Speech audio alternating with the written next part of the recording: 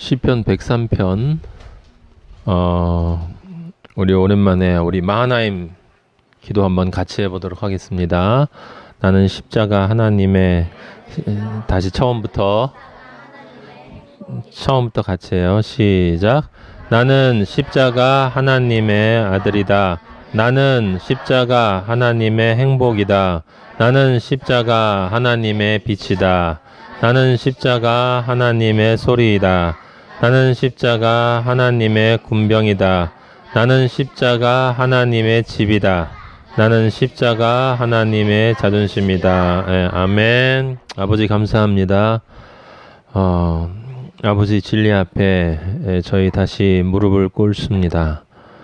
아버지의 말씀 예수 그리스도 당신이 저희 안에 들어오기를 원하시는데 아버지 저희가 저의 영과 혼과 육이 아버지의 말씀을 받을 수 있는 밭으로 될 수 있도록 아버지 이 시간 바로 직전까지 저희들 안에 있던 더러운 것들, 지저분한 것들, 죄의 흔적들 다시 한번 저희들의 발을 깨끗이 씻어주시고 그리스도의 보혈로 우리를 정결하고 성결하게 만들어 주셔서 거룩하고 거룩하신 예수 그리스도께서 우리의 영혼을 통해서 우리 안에 좌정하실 수 있도록 아버지의 저희를 준비시켜 주시옵소서. 나사렛 예수 그리스도 이름으로 마하나임의 모든 영혼들 안에 있는 죄의 흔적들이 십자가 예수 그리스도의 보혈로 깨끗하여졌음을 선포하노라. 더러운 악한 영들은 이 자리, 이 우리들의 공간과 우리들의 영혼 육으로부터 모두 다 떠나갈지어다. 성령 아버지 우리 안에 들어오셔서 우리를 인도하여 주시옵소서. 예수님의 이름으로 기도하였습니다. 아멘.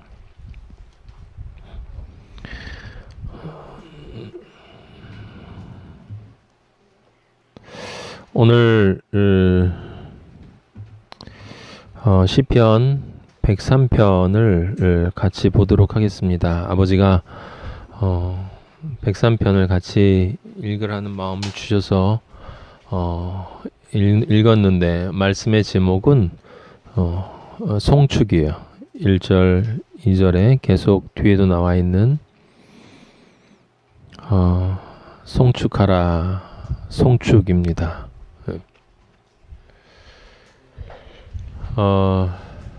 시편 103편은 그리스도인은 송축하는 존재다라고 하는 이야기예요. 그것은 그리스도인이 이 세상에서 어떤 존재로 존재하고 또 살아가는가를 보여주는 장입니다. 인간이 존재하는 목적은 우리는 분명히 알고 있어요. 그건 하나님께 영광을 돌리는 것입니다. 하나님이 우리를 사랑하셔서 우리의 영광을 돌려주시는 게 아니라 우리를 창조해서 우리로 하여금 하나님의 하나님 되심을 찬양하기를, 그 찬양을 받기를 원하시는 것이다. 그래서 송축은 영어 성경을 보면 praise라고 나와 있어요. 원어적인 의미로 목사님들이 말하는 걸 들어보면 무릎 꿇고 경배한다 라고 하는 뜻이 있는데 그냥 우리는 간단하게 찬양이라고 생각해도 전혀 문제가 되지 않습니다. 하나님의 하나님 되심을 찬양하는 것, 그것이 우리의 존재 목적이고 그것이 송축이니까 시편 103편은 그리스도인의 존재 목적을 드러내는 것이다. 하나님의 하나님 되심은 뭐냐? 하나님은 사랑이시다. 따라서 성경은 하나님을 사랑이라고 하시기 때문에 우리는 나의 존재를 통해서, 나의 삶을 통해서 하나님이 사랑이심을 드러내는 그리스도인이 되어야 한다. 그래서 하나님이 사랑이심을, 그 사랑이 어떠한 사랑이신가를 우리의 존재를 통해서 드러내는 것, 그것이 송축이고 그것이 우리의 존재의 목적이다. 구체적으로 말하면 그 십자가의 사랑이 우리 아버지, 아들, 그리고 성령, 이 삼위일체 우리 하나이신 님의 그 십자가의 사랑, 그리스도만이 아닌 아버지의 십자가의 사랑, 성령 아버지의 십자가의 사랑, 이 삼위의 십자가의 사랑을 우리가 알고 그 십자가의 은혜를 받아서 그 십자가의 은혜로부터 나오는 능력을 우리가 지니고 그 십자가의 증인이 되어서 증거하며 그렇게 함으로써 아버지가 원하시는 그 십자가의 사랑으로 완성되어지는 것, 그게 송축입니다. 오늘 시편 103편에서 그것을 어떻게 이야기하는지를 우리 이제 조금만 은혜 가운데 살펴보고, 그리고 우리가 늘 성경 말씀을 읽을 때 말씀을 글로 보지 않고 인간의 언어로 보지 않고 진리의 영의 말씀으로 보면 그 진리의 영의 말씀은 예수 그리스도이기 때문에 예수 그리스도, 그 예수 그리스도를 우리가 읽는다는 건 예수 그리스도를 보는 것이고 그건 예수 그리스도를 만나는 것인데,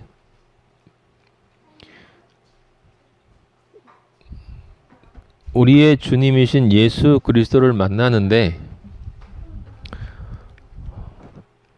더럽고 지저분한 몸으로 만나면 안 돼요. 그래서 여러분들이 앞으로 성경을 읽을 때는 반드시 성경 읽기 전에 나를 다시 성결하고 정결하고 거룩한 존재로 씻어서 이 말씀을 내가 읽을 수 있는 자격을 다시 가지게 해달라고.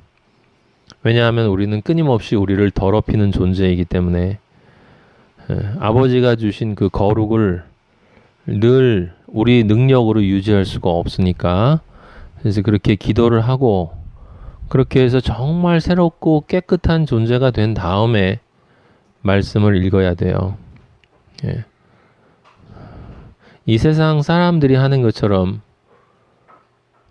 그렇게 그 거룩한 말씀을 그렇게 불결한 존재로 자기들 멋대로 읽고 멋대로 해석하고 그걸 은혜 받았다라고 이야기를 하는 존재는 우리는 결코 될 수가 없습니다. 왜냐하면 우리는 그리스도인이기 때문에 그래요.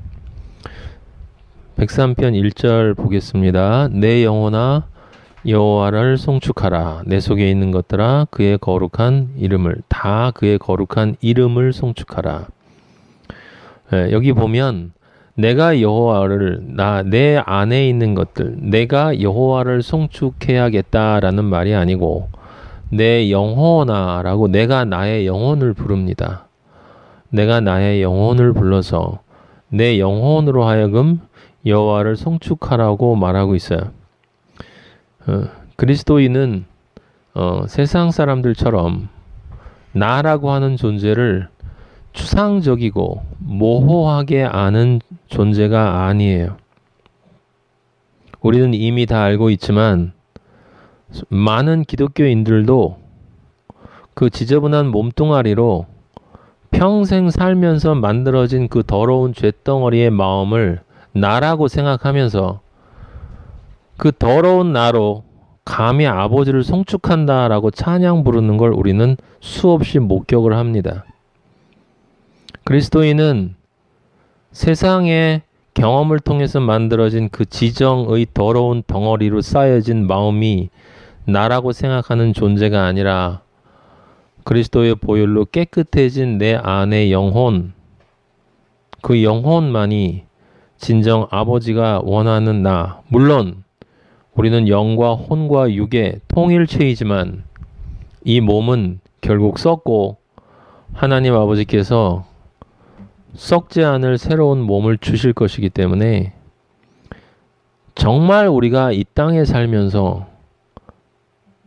기억해야 할 것은 나라고 할 때 이 나라고 하는 나의 존재는 내 몸뚱아리가 아니라 내 영혼이다. 이때 몸뚱아리가 아니라는 건 그냥 몸이 아니라 육혼이 아니다. 이게 육과 혼이 아니다. 몸으로 세상을 경험한 그 몸과 마음, 이 몸과 마음이 아니라 새로워진 영이 그리스도를 자신의 안으로 모셔서 이제 새롭게 경험을 시작해서 만들어지는 그 마음, 그 새로운 혼. 그래서 영혼이에요. 영혼. 육혼이 아니라 영혼. 이 혼은 경험 덩어리이기 때문에 옛자라고 불리기도 하고 새자라고도 불리기도 하는 거예요, 여러분. 그 새자라고 얘기할 때는 그 새로운 인격이 된 마음 덩어리를 이야기하는 것이고, 옛자라고 하는 건 내 몸을 가지고 평생 나의 선악과인 행복 지수, 먹고 살고 즐기고 남한테 폼잡기 위해 살아왔던 그 몸과 마음,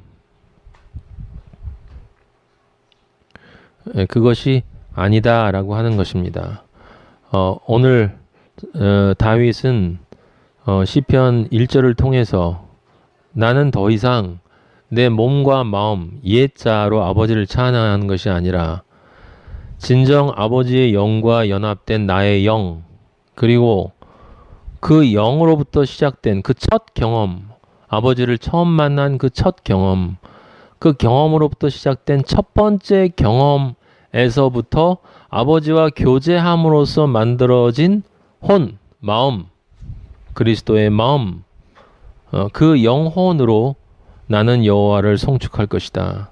절대 더러운 나의 옛 육혼으로 아버지를 송축하지 않을 것이며, 그리고 영혼이 아니고 육혼과 이게 분리되지 않고 모호하게 섞여 있는 그러한 채색된 혼잡한 영혼으로 아버지를 송축하지 않을 것이다.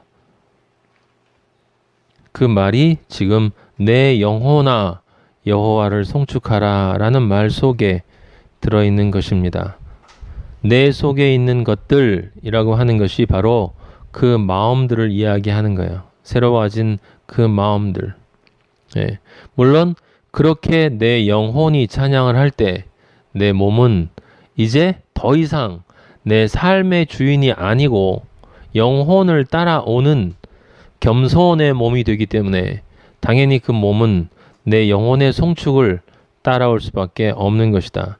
하지만 그것은 흙이기 때문에, 근본적으로 본능의 선악과를 따라가기 때문에 나는 내 영혼으로 아버지를 송축한다.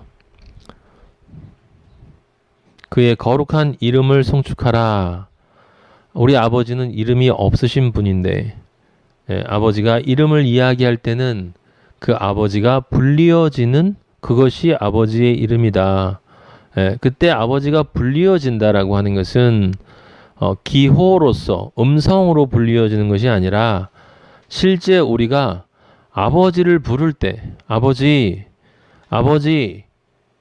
저를 깨끗하게 해주시고 저를 용서해 주시고 저를 구원해 주시고, 그때 아버지라고 하면서 우리가 부르는 그 이름은 아버지가 아니라 그 아버지가 그 이름을 내가 아버지를 부를 때 내가 원하는 것을 들어줄 수 있는 그 존재 자체, 본체, 그것은 바로 십자가다. 십자가의 하나님, 십자가의 사랑, 그것이 바로 그의 거룩한 이름이다 라고 하는 거예요. 세상에는 너무나 많은 사람들이 예수 그리스도의 십자가를, 그 거룩한 이름을, 예수 그리스도의 십자가 그 거룩한 이름을 불결하게 거룩하지 않게 혼탁하게 사용하고 있는 것을 우리가 보면 아버지가 얼마나 슬퍼하실까라는 생각을 안 할 수가 없습니다. 2절 내 영혼아 여호와를 송축하며 그의 모든 은택을 잊지 말지어다.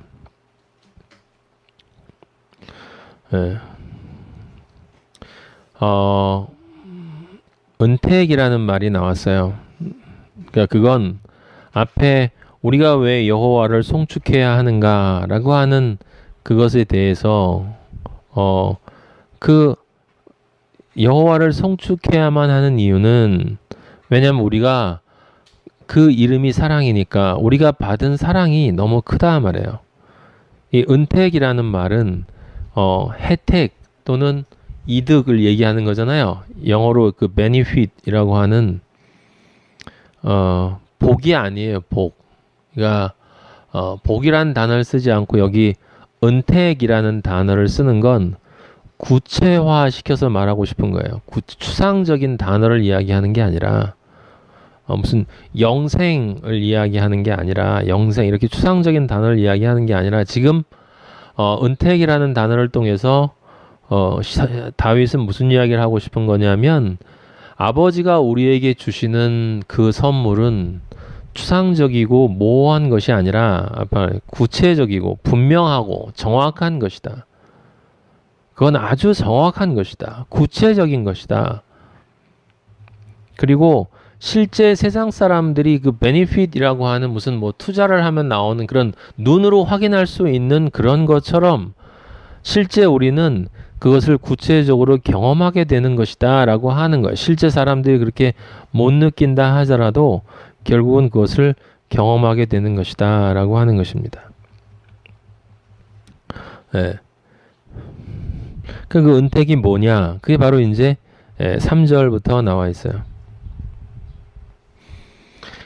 그가 내 모든 죄악을 사하시며 라고 나와 있습니다. 3절에 모든 죄악, 모든 죄와 악을 사하신다. 우리는 악한 존재로 죄를 범해요. 악한 존재는 그 존재의 양태를 이야기하는 것이고 죄는 행위적 개념을 이야기하는 건데 죄악을 사한다는 건 우리가 저지른 모든 행위뿐만이 아니라 우리의 존재의 본성 자체인 그 악한 악인으로서의 그 존재의 뿌리 자체를 이렇게 사해 주신다라는 말이 이 말 안에 포함되어 있는 것입니다. 여러분들이 분명히 기억해야 되는 것은 뭐냐면 도대체 죄가 뭐냐? 죄가 뭐냐라고 하는 것을 잊어버리시면 안 돼요. 악인이라고 하는 것은 도대체 어떤 존재냐? 악인은 가장 근원적인 죄를 범함으로 악인이 되어서 그 다음에는 그 악인이 범할 수밖에 없는 수많은 죄들을 범하고 사는 존재. 죄가 뭡니까? 죄는 하나님을 믿지 않는 것이 죄예요. 하나님을 믿지 않는 것이 죄입니다. 그러니까 하나님을 믿지 않는 것이라는 말을 조금 더 구체적으로 말하면 하나님만 믿지 않는 게 죄예요. 하나님만 믿지 않는 게 죄예요. 나를 믿고 사는 거, 세상을 믿고 사는 거, 친구를, 부모를, 배우자를, 돈을, 술을, 그것이 무엇이든 내가 무엇인가 아버지만을 믿지 않고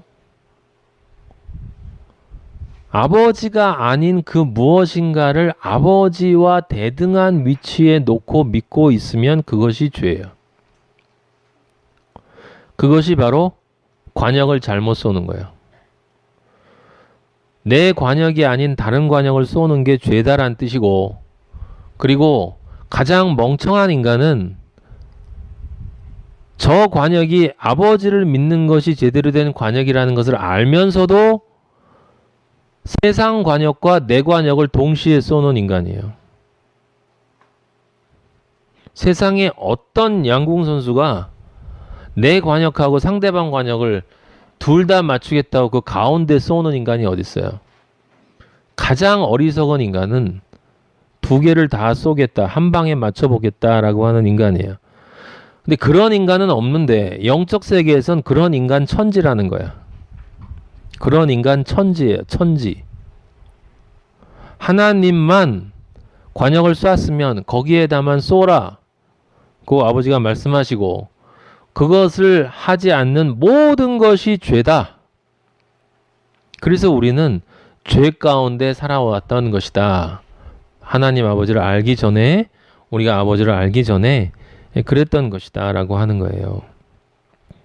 근데 아버지가 죄의 싹은 사망인데, 그때 사망이라고 함은 변함이 없는 절대적인 고통의 세계에서 영원히 살 수밖에 없는 그것이 사망인데, 이제 아버지에게 죄를 범한 모든 인간이 갈 수밖에 없는, 심판 이후에 갈 수밖에 없는 그 아버지와 완전히 분리되어져서 우리가 상상을 할 수 없는 절대적 고통의, 그것이 무엇인지는 우리는 모르지만 절대적 고통의 영원한 존재 속으로 들어갈 수밖에 없는 것이 사망이단 말이에요. 사망. 죄의 싹은 사망이다라는 말할 때 그게 사망인데, 그 사망으로 들어갈 수밖에 없는 우리를 예수님이 대신 그 4절에 나와 있죠. 내 생명을 파멸해서 속량, 값을 지불하시고 다시 사셨다. 물렀다는 거예요. 바둑이나 장기 둘 때 한수만 물러. 그게 정확하게 그 뜻이에요. 물러. 원래 있던 자리로 되돌리자라고 하는 건데, 장기판에는 무르는 게 없어요. 예. 근데 정말 중요한 것에는 아버지가 물러주세요. 예. 물러주셨는데 그 대가로 아버지가 직접 돌아가셔야 했다. 사탄이 아버지한테 이야기를 한 거죠. 이 인간들을 다 구하고 싶으면 당신이 죽어. 당신 죽을 수 있어? 인간이 돼서 거기 빨가벗고 올라가야 되는데, 인간으로 모든 고통을 다 당해야 되는데, 하나도 예외 없이 당신이 하나님이기 때문에 조금 덜 당하거나 덜 고통스러운, 마치 마취제를 먹은 것처럼, 마약한 것처럼 그런 식으로 꼼수 부리면 안 되고, 완벽하게 고통 다 당하고 인간들이 당하는 모든 지옥의 고통이 당신이 그걸 다 당해야 돼. 물르자고? 물러줄게. 근데 정말 그럴 수 있어? 만약에 아버지와 하나님이 대화를 했다면 그런 대화를 한 거고, 룻기나 성경을 보면 실제로 아버지가 그 선택을 하신 거예요. 처음 세상을 창조하실 때부터 우리 인간이, 우리 여기 뒤에 나오는 것처럼 먼지뿐이기 때문에, 풀처럼 나중에 죽고 나면 흔적도 없잖아요. 제가 여러분들한테 이야기를 했는지 모르지만 며칠 전에 엘빈 토플러가 사망했는데, 세상에 있는 사람들이 다 죽지 않습니까? 근데 옛날엔 저도 사람이 죽는다고 생각을 했어요. 그런데 이 세상에는 죽는 게 아무것도 없는 거야. 가만히 생각해 보면. 왜냐하면 육체는 원래 흙이었기 때문에 그냥 흙이 형태가 바뀌었다가, 여기 지금 여러분들 뒤에 보시면 체질이, 원래 우리의 체질이 어떤지를 아신다라고 할 때 그게 무슨 뜻이냐면 어떤 형태인가, 어떻게 폼 되었는가라는, 영어의 폼이라는 단어를 쓰거든요. 어떻게 만들어졌는가라고 하는 거, 무엇으로 만들어졌는가를 아버지가 아신다. 그러니까 우리는 몸은 흙이잖아요, 그죠? 이걸 모르는 사람은 없어요. 근데 뭐 알고 있는 사람도 별로 없어. 모르는 사람은 없는데 알고 있는 사람은 별로 없어요. 사는 모습을 보면 그렇게도 몸을 아끼니, 예. 그게 몸이 흙인지를 모르는 거지. 그러니까 얼마나 귀하면 닦고 문지르고 바르고 그거에다 그냥 막 광을 내고 바꾸고 뭘 걸치고 뭘 끼고 뭘 입고 뭐 먹이고 뭐 참 그 흙에다가 하는 거 보면 난리도 아닌데 그 흙은 원래 흙으로 돌아가는 거니까 그 사람이 죽은 게 아니야. 그건 그 사람은 그 흙을 입고 있었던 폼이니까. 그 다음에 엘빈 토플러 같은 분을 보면 참 훌륭하신 분이잖아요. 근데 그 분을 생각하면 사실은 그 몸이 태어나서 경험한 것들만